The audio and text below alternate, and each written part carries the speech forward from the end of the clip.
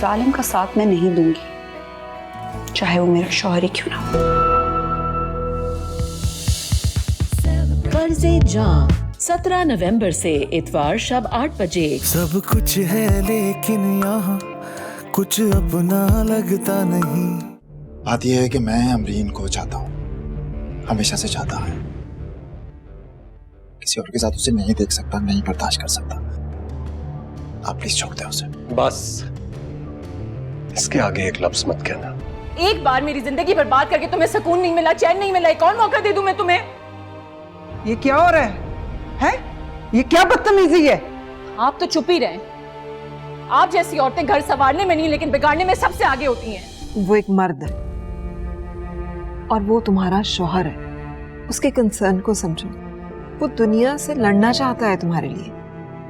दुनिया के सामने वो तुम्हें अपने साई में रखना चाहता है, अपने तहफ़्फ़ुज़ में रखना चाहता है। वो मुझे गलत साबित कर रहे हैं, शर्मिंदा होकर रह गई हूं अपनी नजरों में।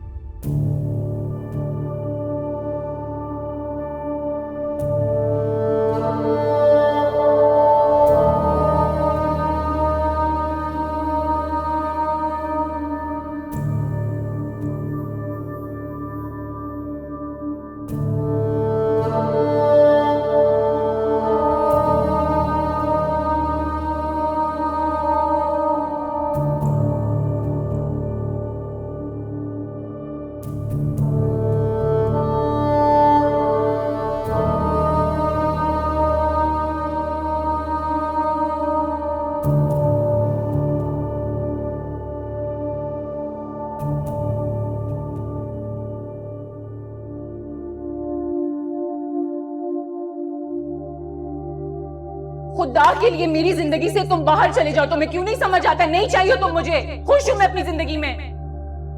और अगर तुम्हें इस तरह गुस्से से मेरी बात समझ नहीं आ रही है तो ये देखो, ये ज़ैन, मैं तुम्हारे आगे हाथ जोड़ती हूँ, खुदा के लिए मेरी जिंदगी से बाहर चले जाओ, मुझे बख्श दो मुझसे, और ये चीजें बर्दाश्त नहीं होती हैं। ज़ैनब आपके पीछे कभी नहीं आएगा, आप आवाज देंगी तब भी नहीं आएगा, ये मेरा वादा है आपसे।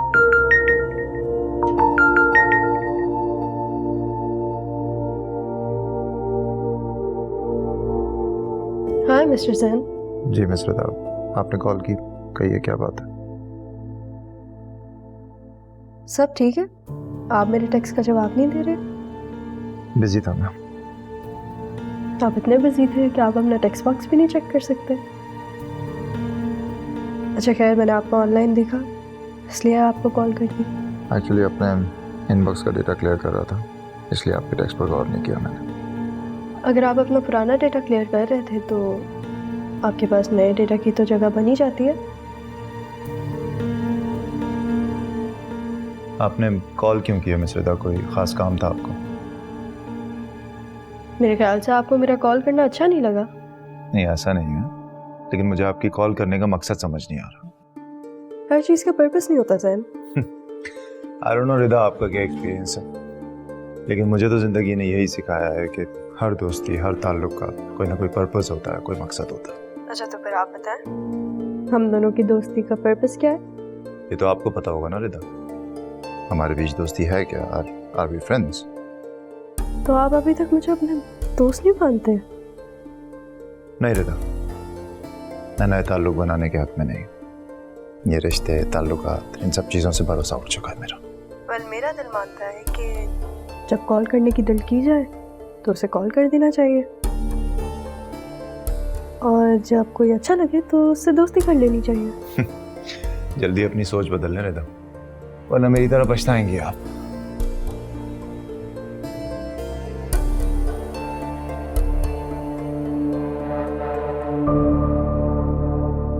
मैं सोच बदलने पे नहीं, किस्मत बदलने पे यकीन रखती हूँ ज़ैन। इस तरह मैं गया था आपके मशवरे पर आखिरी बार अपनी किस्मत बदलने। गुड, तो फिर क्या बना? क्या मिलना था? वही नाकामी मिली जो मेरा मुकद्दर बन चुकी है। आप अपसेट मत हो, मैं आपको एक बात बताती हूँ, वो वैसे भी आपको डिजर्व नहीं करती, और उनकी नजर में आपके लिए कोई वैल्यू ही नहीं है। रिदा, रिदा एक बात पूछूं आपसे? जी जरूर पूछिए। अमरीन खुश है आपके डैडी के साथ? वो किसी के साथ खुश हो ही नहीं सकती, वो सिर्फ अपना फायदा देखती है। ऐसी नहीं है, वो बहुत खुददार है। इसलिए वो आपको छोड़ गई? ऐसा नहीं है, मेरी ही गलती थी, मैंने मौका दिया था उसे। हाँ, और उन्होंने मौके का फायदा उठाया। रिदा, रिदा मैं बस इतना चाहता हूँ कि जो खुशी उसे मैं नहीं दे सका वो उसे उस घर में मिल जाए। वो लड़ने जरूर आई थी, लेकिन आई रिश्ता बचाने के लिए ही थी। अच्छा, इसी वजह से वो और डैड लड़ रहे थे। वैसे डैड ने आपको बहुत बुरा भला बोला। रिदा, आपको नहीं लगता कि आपको ऐसी बातें मुझे नहीं बतानी चाहिए? लेकिन जो कुछ भी है तो वो आपके डैड ही ना। डैड तो है वो मेरे, but I like to play fair।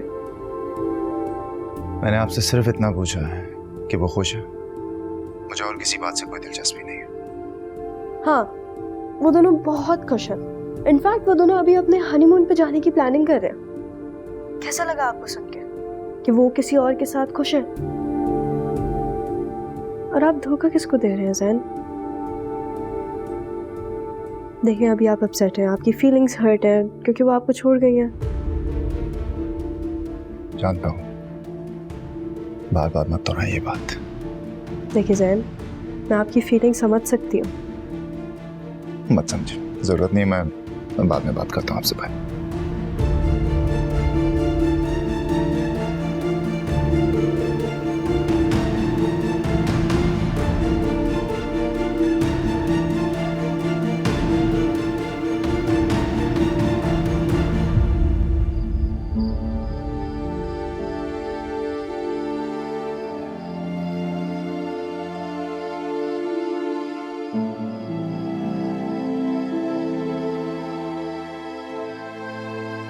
अकेले क्यों खड़ी हो तुम?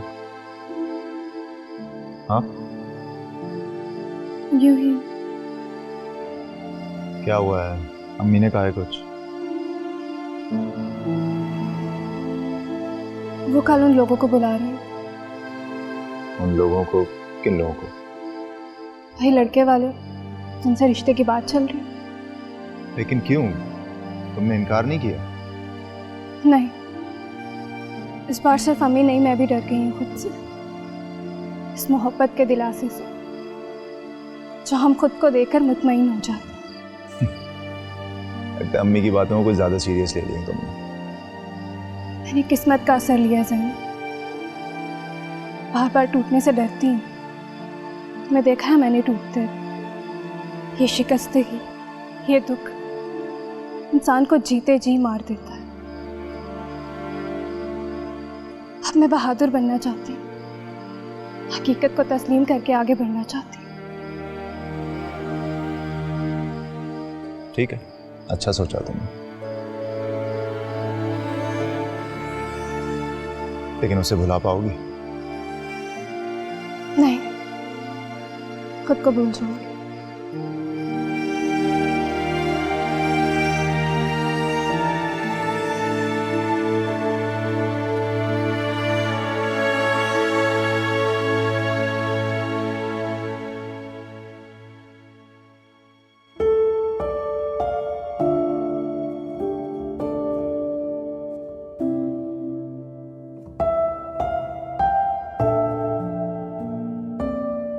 अमरीन,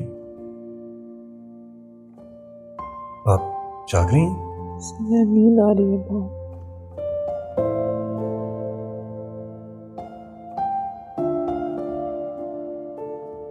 अच्छा ठीक है। प्लीज ये नंबर ऑफ कर देना। ठीक।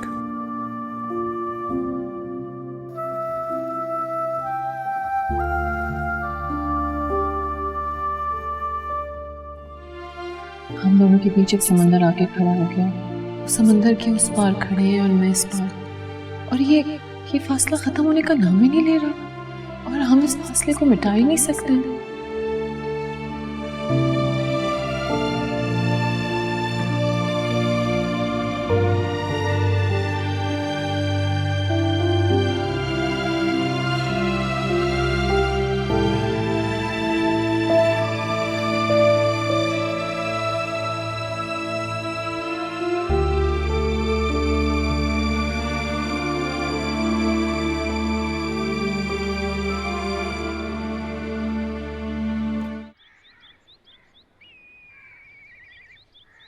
अमरीन यार, मेरी घड़ी किधर है?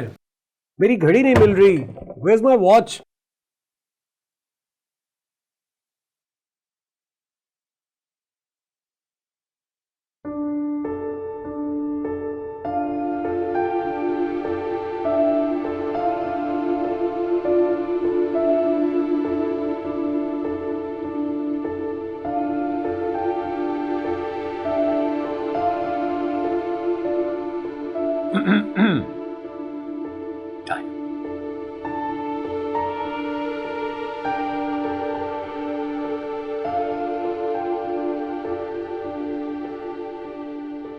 क्या हुआ है?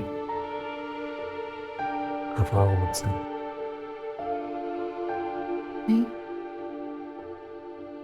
ऐसे ऐसे क्यों हो तुम? ऐसे कैसे? मतलब बात नहीं कर रही हो मुझसे? क्या बात करूं? कुछ बात करने को है ही नहीं मेरे पास।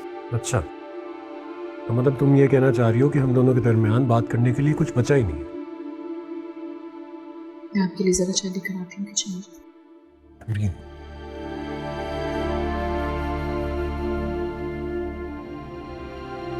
चाय नहीं,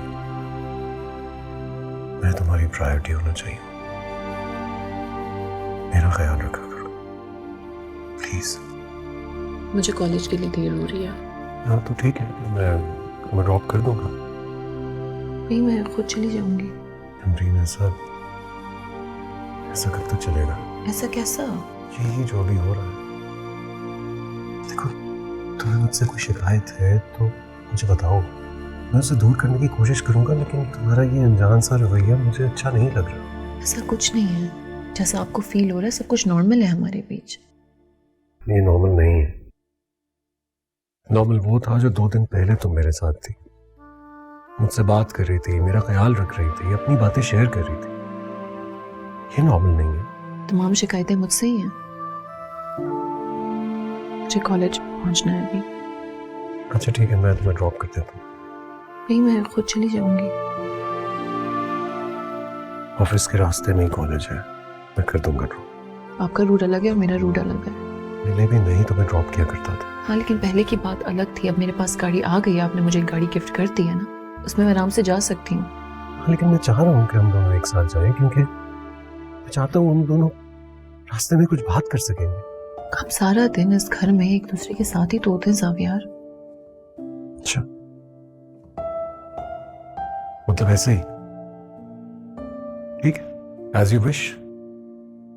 मुझे एफर्ट करने की क्या जरूरत है? बस सिर्फ एक फेवर कर देना मुझे कि अपना पासपोर्ट दे देना, एयरलाइन से टिकट्स करवानी है। पासपोर्ट मेरा मेरे घर पर है, वो मैं कॉलेज से आते हुए लेकर आ जाऊंगी अपने साथ। वो तुम्हारा घर है, ये तुम्हारा घर नहीं है। मेरा कहने का मतलब है मेरा पहला घर। लेकिन अब से ये तुम्हारा घर है। थैंक यू सो मच याद दिलाने के लिए। सॉरी मेरे कहने का ये मतलब नहीं था। देखो प्लीज मेरी बात को समझो, क्या प्रॉब्लम है? हम नॉर्मल होकर बात नहीं कर सकते क्या? पता नहीं, मुझे समझ नहीं आ रहा आप इतना ओवर रिएक्ट क्यों कर रहे हैं। हम नॉर्मली बात कर रहे हैं, सब कुछ ठीक है हमारे बीच। आप ऐसे ही टची हो रहे हैं।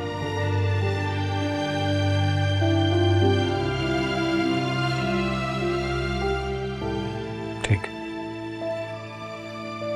अगर ये नॉर्मल है और तुम्हें इससे कोई फर्क नहीं पड़ता, ठीक।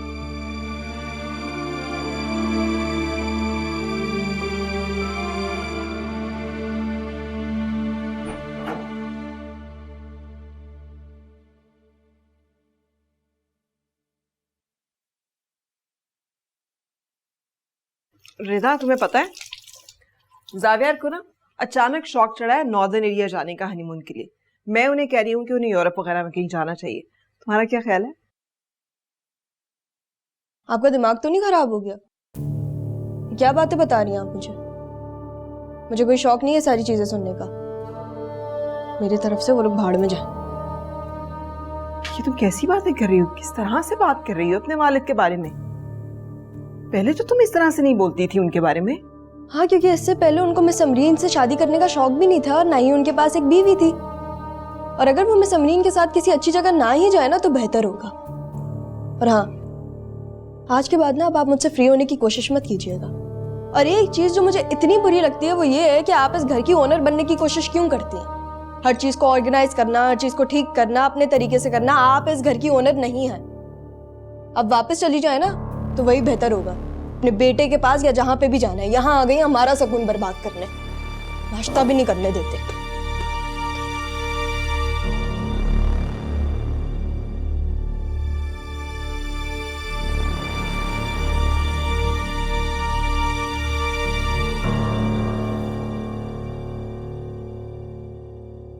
आ गए तुम? ले आए सब कुछ? चलो शुक्र है ये सब कुछ ले आए। मुझे तो बहुत टेंशन हो रही थी भाई।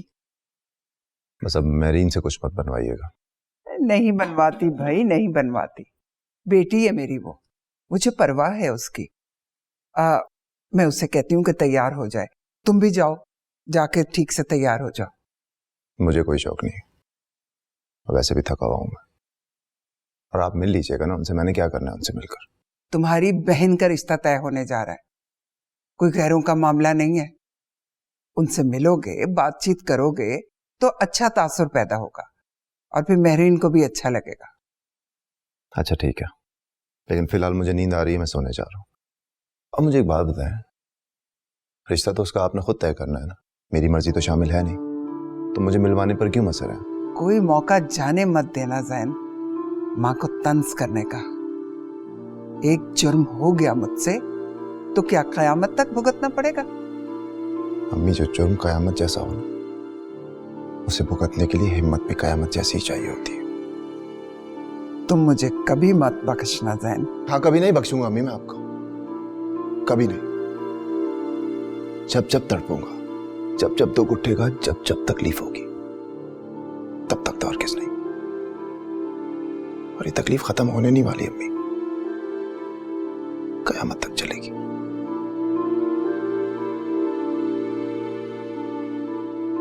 सारी खुशी खाक में मिला दी कमबख्त ने। कमबख्त तो है, मगर कहीं मत, बुरा लगता है। तुम एक एहसान मुझ पे कर दो, वो लोग आए ना तो अपना मूड ठीक रखना और जाओ जाकर कोई ढंग के कपड़े पहनो।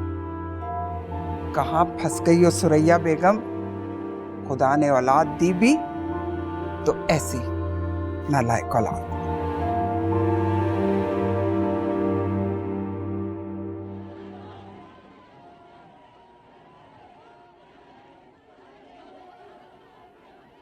Hello dad. हाँ रिता बेटा, क्या हुआ? डैड आप कहाँ हैं? I am still waiting. मैं तो निकल गया हूँ वहां से मेरे बच्चे। तुम ऐसा करो, साजिद को कॉल करो, वो अभी पहुंचता होगा। बल्कि मैं खुद कॉल करता हूँ उससे, डोंट वरी।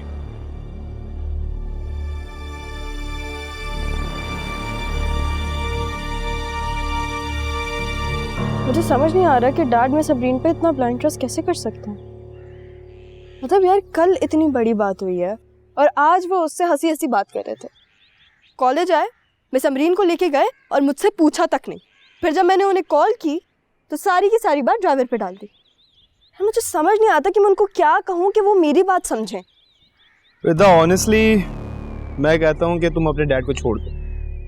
मानो या ना मानो, लेकिन वो मिस अमरीन के प्यार में पड़ चुके हैं, वो भी बुरी तरह। मुझे पहली बार तुम्हारी कोई बात सही लग रही है। ऑनेस्टली रिदा, इस दफ़ा ना तुम उनको छोड़ो और अपना सोचो। और वैसे भी इतनी बड़ी बात का असर उनको सिर्फ एक दिन हुआ है, तो अब क्या खाक होगा? अब उनको अपनी लाइफ जीने दो और मिस अमरीन को ये दिखाओ कि तुम्हें इस सब से कोई फ़र्क नहीं पड़ता। लेकिन फ़र्क पड़ता है ना फरिया, डैड है वो मेरे। लेकिन अब वो सिर्फ तुम्हारे डैड नहीं है रिदा, अब वो एक जवान खूबसूरत लड़की के शौहर हैं और वो इस बात को इग्नोर नहीं कर सकते। तुम इस बात की क्यों नहीं समझ आती? और वैसे भी मिस अमरीन जैसी लड़की से कौन शादी नहीं तुम मेरे सामने बैठ के मिस अमरीन की तारीफें कर रही हो जब तुम्हें पता है कि मिस अमरीन मुझे नहीं पसंद। स्टॉप इट रिदा, ये तुम्हारा घर नहीं है। आहिस्ता बोलो सबके सामने। और मैं मिस अमरीन नहीं हूँ कि सबके सामने मेरा तमाशा बना दोगी तुम। तमाशा तो मैं तुम्हारा बनाऊंगी। खुद को समझती क्या हो तुम? चलो नीलो। तुम्हारा दिमाग खराब है। फरिया, तुम्हें काम- छोड़ूंगी। काम शट अप, तुम भी पीछे पड़ जाओ।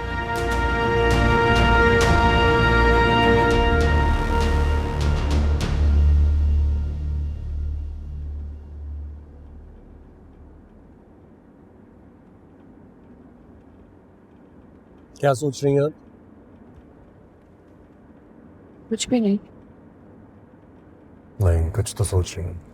सावियर, मैं ये सोच रही हूँ कि अगर आपने मुझे पिक किया था तो ऑन द वे आप रिदा को भी तो पिक कर सकते थे ना। अभी तक ड्राइवर उसके पास नहीं पहुंचा है। आप जानते हैं उसे इस बात का कितना बुरा लगेगा। भाई, इसमें बुरा मनाने वाली क्या बात है? मैकेनिक के पास थी गाड़ी, वहां से निकलते हुए देर हो गई, अब तक तो पहुंच गई होगी या हो सकता है पहुंचने वाली हो। हाँ, लेकिन ये बातें आप और मैं समझ सकते हैं, रिदा नहीं। समझाना तो मैं आपको भी बहुत सी बातें चाहता हूँ, लेकिन बस बेबस हूँ। जैसे उस दिन से आपका रवैया मेरे साथ कुछ उखड़ा उखड़ा सा है। मेरा रवैया आपसे नहीं उखड़ा है, बल्कि उस दिन के बाद से मैं खुद से ही उखड़ गई हूँ। मुझसे आपकी ये बेदिली देखी नहीं जाती। जानता हूँ आप मुझसे नाराज हैं, लेकिन आप अपना वक्त लीजिए। जब आपका बात करने का दिल चाहेगा तभी बात कीजिएगा।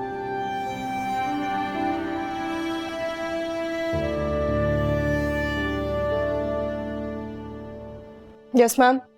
आइए बैठिए मिस्टर दा। जिस बात के लिए आपने बुलाया वो बात करने बैठने की क्या जरूरत? आपने मिस फरिया के साथ ये क्या किया? मैम, मैंने इनकी बदतमीजी का जवाब दिया। That's it.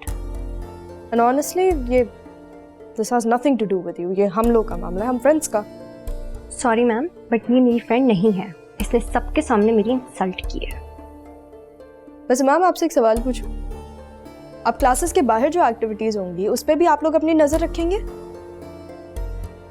मिस रिदा, आप हमारी ब्रिलियंट स्टूडेंट हैं। मुझे समझ नहीं आती है आप हमेशा ऐसी हरकतें क्यों कर लेती हैं कि हमें आपको बुलाना पड़ता है। जो हरकत भी आपने कॉलेज के प्रीमिसेस के अंदर की है, definitely you are responsible for that. और सेकंड, अगर इस किस्म की आपने हरकतें करनी होती हैं, वो आपका पर्सनल मैटर है। You can do it at your home, not here, क्योंकि हमारे कॉलेज की रेपुटेशन पर फर्क पड़ता है। Oh, I'm sorry ma'am, I didn't know कि कॉलेज की रेपो इन मामूली चीज़ों पे खड़ी हुई है। और मैं आपको एक चीज़ बताऊं, कॉलेज की क्लासेस के बाहर स्टूडेंट्स को अंडरग्राउंड नहीं रखना चाहिए। और ये वैसे भी हम स्टूडेंट्स का मामला है, हम स्टूडेंट्स ही देख लेंगे, आप लोग क्लासेस के इश्यूज तक रहें। मिस रिदा, आपकी बात किसी हद तक मानी जा सकती है, दुरुस्त है, लेकिन आपको मैं ये एक्सप्लेन कर चुकी हूँ कि जो भी कॉलेज के प्रीमिसेस के अंदर हरकतें हो रही हैं, उससे कॉलेज की रेपुटेशन पे फर्क पड़ता है। So you have to understand that. आप वैसे थर्ड ईयर की स्टूडेंट हैं, I was expecting this from you. You should say sorry to miss Fariya. Ma'am, sorry तो मैं नहीं बोलूँगी। देखिए, ये मेरा ऑर्डर है। You have to say sorry to miss Fariya right now. आप ऑर्डर नहीं, आप मुझसे रिक्वेस्ट करके देखें। मैंने तो फिर भी सॉरी नहीं बोलना। मैं इस लड़की के सामने इससे अपोलोजाइज नहीं करूँगी। और आपने अपने साथ साथ मेरा भी टाइम वेस्ट कर दिया।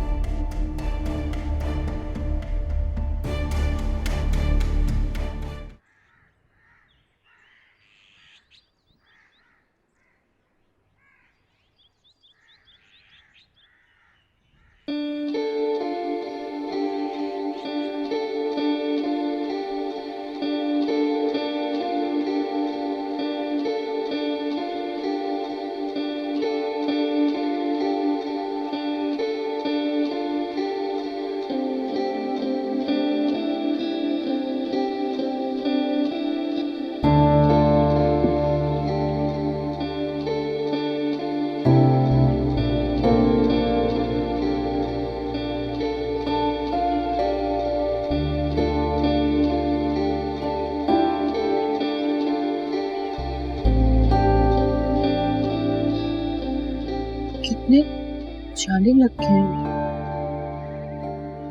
कब से सफाई भी नहीं हुई थी। लगता है आपको अपने घर से बहुत प्यार था। हाँ, किसको नहीं होता है। काफी वक्त हमने इसी घर में गुजारा है। अब्बू के इलाज के बाद जो पैसे बचे थे उससे मैंने ये घर ले लिया और बाकी की अमाउंट बैंक में फिक्स डिपॉजिट करवा दी। जब से इस घर में आए पुराने घर को भूल ही गए। वक्त ने इस घर को हमारा मस्कट जो बना दिया। यानी आपका मानना है कि मोहब्बत वक्त पर मुनहसर है? नहीं, बल्कि मोहब्बत मुख्तसर वक्त में भी अपनी जगह बना सकती है।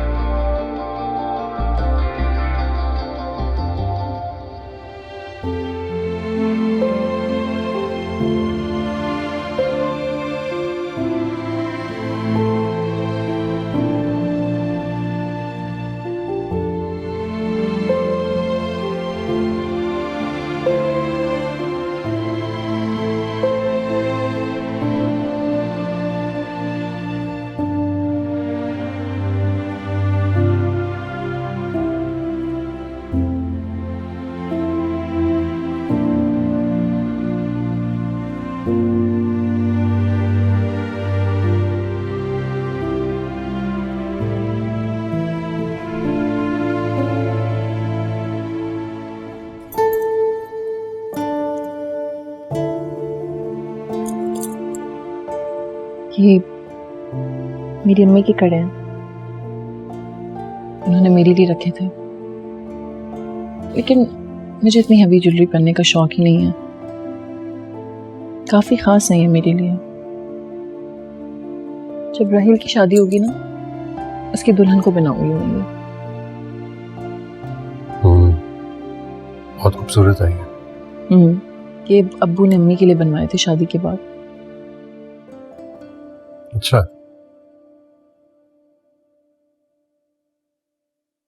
मैं सोच रहा हूं कि मैं भी आपको ऐसे बहुत से कंगन बना के दूं, फिर आप भी सबको बताइएगा कि ये कंगन आपके शौहर ने आपको बनवा के दिए। क्यों? मैं किसी और को क्यों दिखाऊं? मैं तो आपको दिखाऊंगी ना, आप देखिएगा।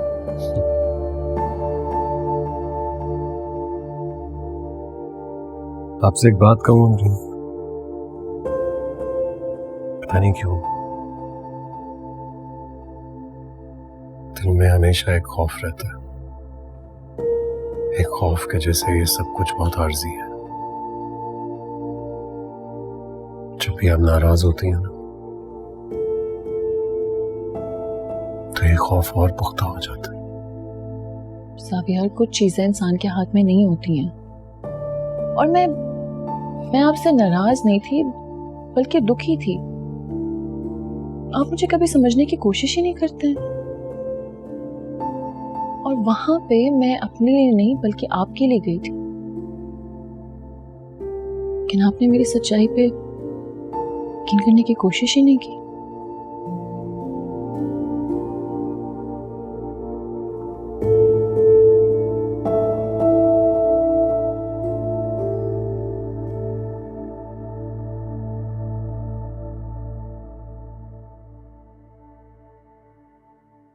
अमरीन, मैं आपको बताना चाहता हूं कि मैं बहुत यकीन करता हूं आप पर,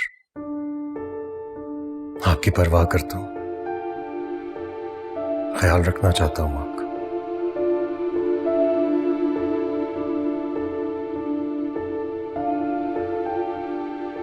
जानती हूँ। चले आपको राहिल का कमरा दिखाऊं? राहिल? राहिल आपका भाई है ना? कहाँ होता है? पता नहीं।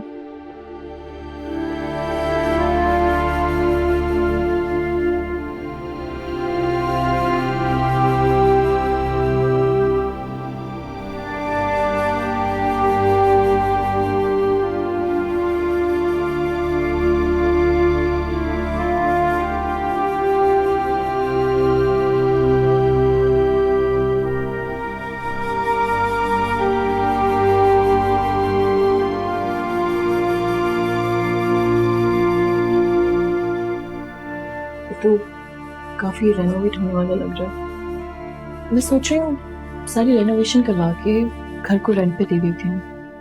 I think this is a great idea. मैं एक काम करता हूँ, कल ही किसी कारीगर से कहता हूँ कि वो यहाँ पर आकर काम शुरू कर दे। हाँ लेकिन प्लीज मेक श्योर कीजिएगा आप मुझे साथ जरूर लेके जाएं। ये भी कोई कहने वाली बात है भला? अच्छी तरह समझ गया। आपके लिए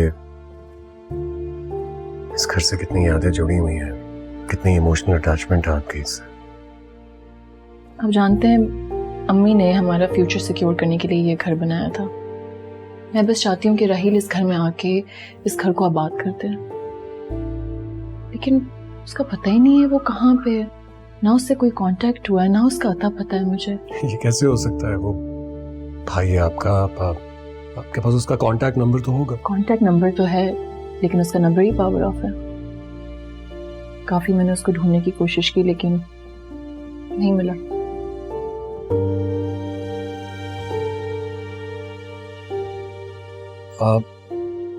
अमरीन, मैं तो बस ये सोच रहा था कि ऐसा कैसे हो सकता है कि कोई भी शख्स कहीं जाए और अपनी फैमिली को इन्फॉर्म ना करे। वो ऐसे ही है, लेकिन कुछ हालात भी ऐसे थे तो कसूर सिर्फ उसका नहीं है।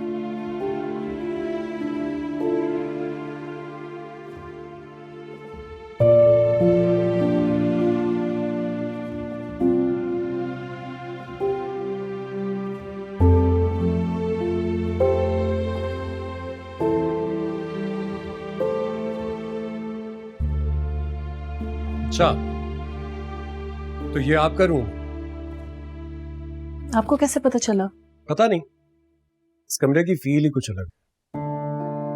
सब कुछ बहुत कोऑर्डिनेटेड है, आपकी पर्सनालिटी को डिपिक्ट करता है। खासतौर पे ये विंडो, ये बिल्कुल सही जगह पर है, इससे क्रॉस वेंटिलेशन बहुत अच्छी होती होगी यहाँ पे। बचपन से ही मुझे बड़ी खिड़कियों का काफी शौक था और बंद कमरे में ना इस तरह मुझे घुटन होती थी, तो मैं तो जब छोटी थी मैंने कहा मैं तो यही कमरा चूज करूंगी। इसका मतलब तो ये हुआ कि आप बचपन से ही आर्किटेक्ट हैं? नहीं, लेकिन मुझे पुरानी चीजें जमा करने का काफी शौक था। आप यहाँ आए ना, मैं आपको कुछ चीजें दिखाती हूँ। शो। ये मेरा सबसे फर्स्ट फोन था। ये? हाँ। और ये दो, ये मैंने आई थिंक मैं क्लास 9 में थी तब लिया था। Oh wow. और ये सबसे लास्ट। क्या बात है, जबरदस्त। और जब भी मैं स्टडी करती थी बहुत सारी कैसेट सुनती थी, जिसमें से ये वाली, ये मेरी सबसे फेवरेट थी। व्हाट अ कोइंसिडेंस, ये तो मेरी भी पर्सनल फेवरेट है। वाकई? हाँ, I still have DVDs of this. बस जब तक ये काम करती थी तो अपने साथ रखती थी, जब से काम करना छोड़ दिया तो बस इसी तरह संभाल के अपने पास। That's very interesting. शायद इसीलिए अल्लाह ने आपको थोड़ा सा पुराना इंसान दे दिया। तो सिर्फ यही कहूंगा कि इसे भी जरा संभाल के रखिएगा।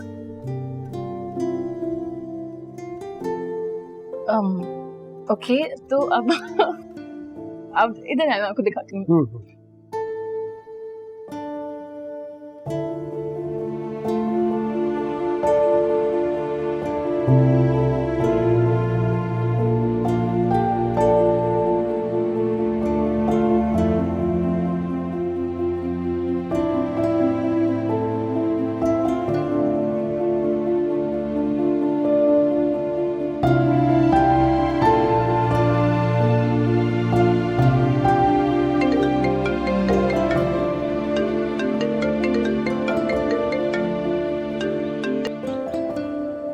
Hello Hasan, how are you बेटा?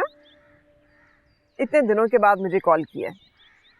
मैं बिल्कुल ठीक हूँ और जाविया मेरा बहुत ख्याल रखता है। हाँ, तुम्हारी नई ममानी इतनी खूबसूरत है, इतनी प्यारी है, तुम देखोगे तो तुम्हें पता चलेगा। और पता है, मैं तुम्हें उनकी रिसेप्शन पार्टी की बहुत शौक है ना आपको अपनी मुसीबतें किसी और के सर डालने का। आके लेके जाओ अपनी चहीती अम्मी को, ताकि हमारी जान छूटे इनसे। जिंदगी अजाब कर दी है इन्होंने हमारी।